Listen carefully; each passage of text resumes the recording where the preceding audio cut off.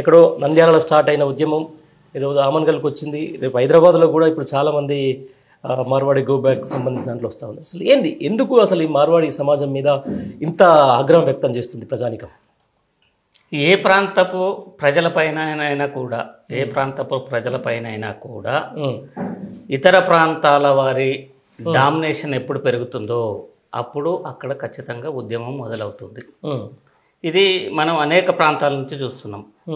ఉగాండాలో ED Amin మన గుజరాతీ పటేల్ని ఏం చేసిండో ఒక్కసారి వెనకకు పోయి ఇప్పుడు ఎవరైతే మార్వాడీలకు సపోర్ట్ చేస్తున్నారో వాళ్ళు అదొకసారి ఈడీ అమీన్ కథ వినాలి. ఉగాండాలో ఏం జరిగింది, మన పటేల్ ఏం చేశారు, మన పటేల్ని ఈడీ అమీన్ ఏం చేసిండు, అక్కడి నుంచి ఎందుకు వెళ్ళగొట్టిండు అనేది చూస్తే చరిత్రలోకి వెళ్తే వీళ్ళకు కొన్ని నిజాలు తెలుస్తాయి.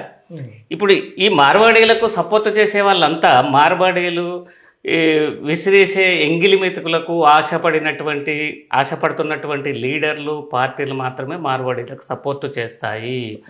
మార్వాడీలు ఇక్కడికి వచ్చిన తర్వాత, అంటే నార్త్ ఇండియన్స్ ఇక్కడికి వచ్చిన తర్వాత ఉపాధి కోసం వచ్చారు. ఉపాధి కోసం వచ్చినప్పుడు ఇక్కడ వాళ్ళు ఏం చేసుకోవాలి, ఉద్యోగాలు చేసుకోవచ్చు, లేకుంటే ఇక్కడ కూలి పని చేసుకోవచ్చు. కానీ ఇక్కడ వ్యాపారస్తులను నాశనం చేసేలా వాళ్ళు వ్యాపారం చేస్తున్నారు.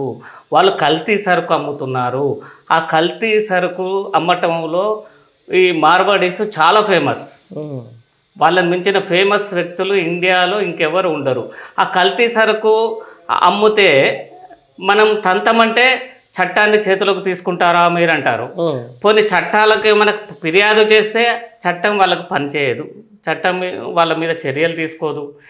ఇప్పుడు మనం అఫ్జల్గంజ్ కానీ బేగం బజార్ కానీ వాళ్ళు ఉన్న ప్రాంతాల గుజరాతీ గల్లీకి కానీ మనం పోతే అక్కడ వాళ్ళ జీరో మాల్ బయటపడుతుంది, వాళ్ళ కల్తీ మాల్ బయటపడుతుంది. ఏ రోజైనా వాళ్ళ మీద ఈ రాష్ట్ర ప్రభుత్వం కానీ కేంద్ర ప్రభుత్వం కానీ దాడులు చేసి వాళ్ళు చేస్తున్నటువంటి అక్రమ వ్యాపారాన్ని బయటపెట్టినటువంటి సందర్భాలే లేవు. ఖచ్చితంగా ఇవాళ తెలంగాణలో రోగాలు పెరిగిపోవటానికి ముఖ్య కారణం కూడా మార్వాడీలు. ఈ మార్వాడీలు చేసే కల్తీల వల్ల క్యాన్సర్లు, టైఫాయిడ్లు, వివిధ రోగాలు తెలంగాణలో విజృంభిస్తున్నాయి అన్నది పచ్చి నిజము. కాబట్టి ఇక్కడ కులవృత్తులు నాశనమైన వాళ్ళతోటి వాళ్ళు కళ్ళు మాంసం తప్ప అన్ని వ్యాపారాలు చేస్తున్నారు. మరి ఇక్కడ వాళ్ళు ఏం చేయాలి, ఇక్కడ కులవృత్తుల వాళ్ళు ఏం చేయాలి? అది కూడా మరి ఇప్పుడు మార్వాడీలకు నార్త్ ఇండియన్స్కి సపోర్ట్ చేసే వాళ్ళు చెప్పాలి ఇక్కడ ఏం చేయాలి, వీళ్ళు ఎట్లా బ్రతకాలి, వీళ్ళ పరిస్థితి ఏంది. కనీసం వాళ్ళు పెట్టేటటువంటి షాపులలో మాల్స్లలో తెలంగాణ వారిని ఉద్యోగులుగా కూడా తీసుకోరు.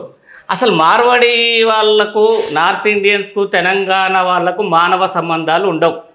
అసలు వాళ్ళకు మనకు రిలేషనే మెయింటైన్ చేయరు వాళ్ళు.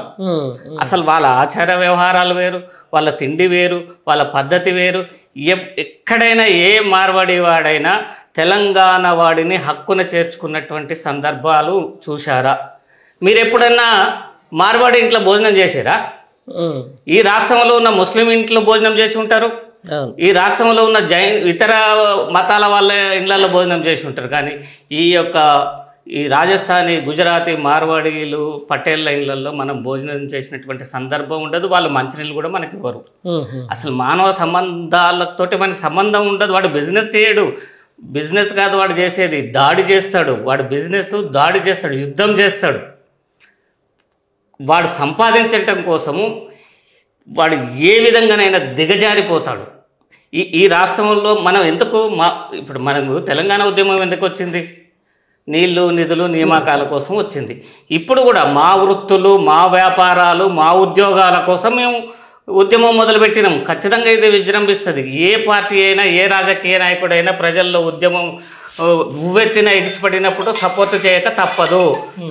ఇప్పుడు స్టార్టింగ్లో తెలంగాణ ఉద్యమానికి అందరు రాజకీయ నాయకులు సపోర్ట్ చేయలేదు, అన్ని రాజకీయ పార్టీలు సపోర్ట్ చేయలేదు. కానీ ఎప్పుడైతే ఉద్యమం ఉవ్వెత్తిన ఎగిసిపడిందో అందరు దిగి వచ్చారు, అందరు సపోర్ట్ చేశారు. ఈ ఉద్యమం కూడా అంతే.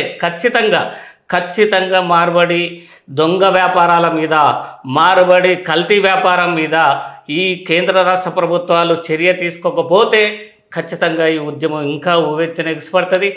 ఈ రాష్ట్రం ప్రజలకు వ్యాపారాల్లో 80% రిజర్వేషన్ ఉండాలి. ఈ రాష్ట్ర ప్రజలకు ఇక్కడ ఉన్నటువంటి పరిశ్రమలలో 80% ఉద్యోగం కల్పించాలి. అరే ఇతర రాష్ట్రాలలో ఇక్కడ షెడ్యూల్ పెట్టుకోవడానికి, పరిశ్రమలు పెట్టుకోవడానికి భూములు కేటాయిస్తారు, కానీ తెలంగాణ వాడికి భూములు కేటాయించారండి.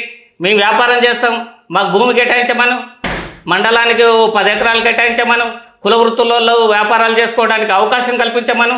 అరే తెలంగాణ వాడికి లోన్లు కూడా ఇవ్వరండి.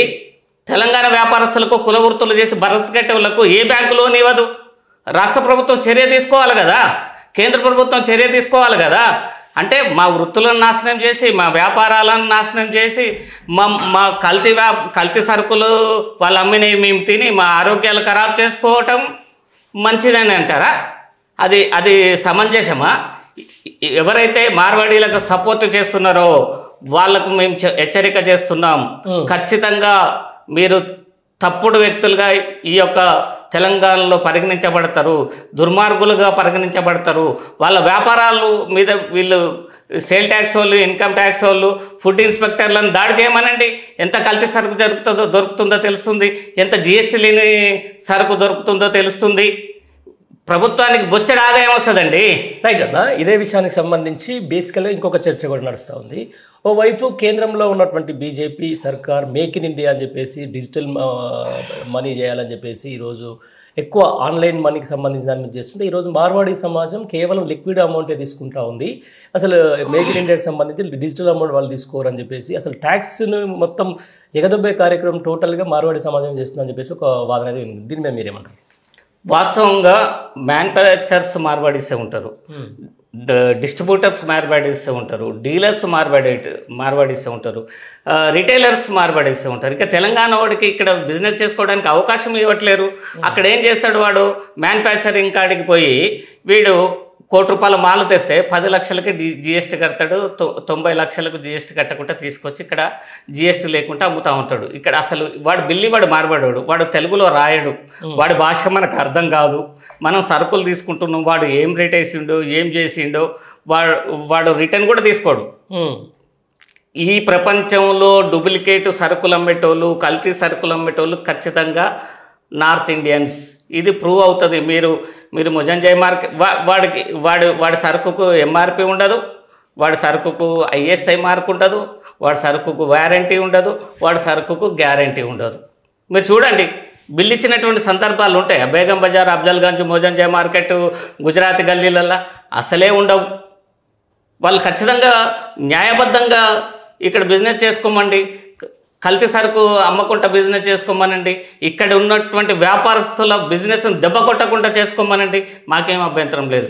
ఈ దేశంలో ఏ పౌరుడు ఏ రాష్ట్రంలో అయినా బ్రతకచ్చు, ఏ దేశంలో అయినా బ్రతకచ్చు అని చెప్తున్నారు కదా.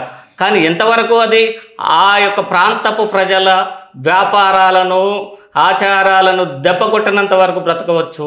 అక్కడ ప్రజల వ్యాపారాలు దెబ్బ తగిలినప్పుడు, అక్కడ ప్రజల ఉద్యోగాలకు దెబ్బ తగిలినప్పుడు, అక్కడ ప్రజల ఆచారాలకు దెబ్బ తగినప్పుడు ఖచ్చితంగా తిరుగుబాటు అనేది మొదలవుతుంది. ఈ మార్వాడి వాళ్ళు తెలంగాణ వాళ్ళతోటి కలిసిపోయినటువంటి సందర్భాల్లో మా బోనాలు చేయరు, మా బతుకమ్మను ఆడరు. వాళ్ళకి ఏమొచ్చండి? వాళ్ళది సపరేట్ కదా, సపరేట్ కల్చరే సపరేటు, వాళ్ళ తిండే సపరేటు, వాళ్ళ కట్టుబట్టే సపరేటు. అరే వాడు చేయని బిజినెస్ ఎక్కడండి? కనీసం ఈ రాష్ట్రంలో పూసల వాళ్ళు అమ్ముకునేటటువంటి దువ్వెన్లు, షారీ పిన్నులతో సహా వాళ్ళు అమ్ముతున్నారు.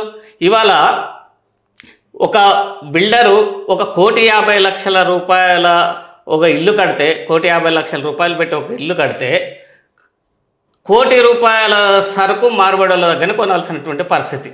హార్డ్వేర్ వాడే అమ్ముతాడు, సిమెంట్ వాడే అమ్ముతాడు, పెయింట్ వాడే అమ్ముతాడు, స్టీల్ వాడే అమ్ముతాడు, గ్రానైట్ వాడే అమ్ముతాడు, ప్రతిది వాడే అమ్ముతాడు. అంటే ఒక 30%, కోటికి 30% మార్జిన్ చూసుకుంటే 30 లక్షలు, కోటికి 30 లక్షలు వాళ్ళ దగ్గరనే పోతుంది. మొత్తం వాళ్ళు జమ చేసుకొని ఇక్కడి నుంచి పారిపోయేటటువంటి పరిస్థితులు ఏర్పడ్డాయి. ఇక్కడ భూములు కొంటున్నారు, మా భూములు మాకే అన్నప్పుడు ఇక్కడ వాళ్ళు భూములు కొంటే ఇక్కడ స్థానికుల ప్రజల అస్తిత్వం దెబ్బతినదా? కాబట్టి ఖచ్చితంగా వాళ్ళని కంట్రోల్ చేయాల్సినటువంటి అవసరం ఎంతైనా ఉన్నది.